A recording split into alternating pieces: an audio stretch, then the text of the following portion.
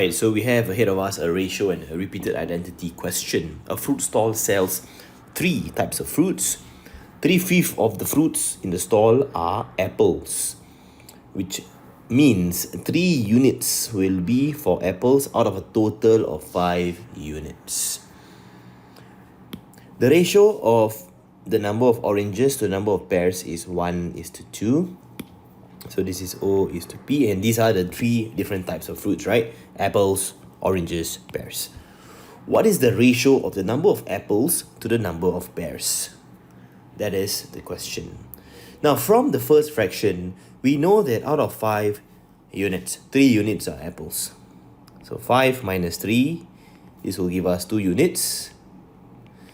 And these 2 units will represent the total of oranges and pears, which makes up the rest of the fruits. Alright, and from the ratio that we have here of O is to P, which is 1:2,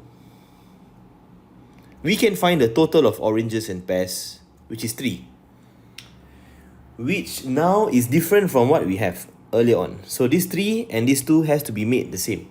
So first step, alright, we also need to do apples is to orange and pears.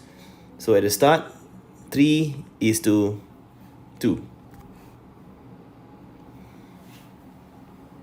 Alright, and take note, this is orange and pears, this is also orange and pears here. These 2 numbers must be made the same. So 2 and 3, how do we make it the same? We can push it to the number 6. Push it to the number 6, so we times 3 here for the top part. So you get 9 here. So for sure, we know that oranges, there are 2 units. Pears, there are 4 units of pears. And apples, there are 9 units of apples. So what is the ratio of apples is to pears?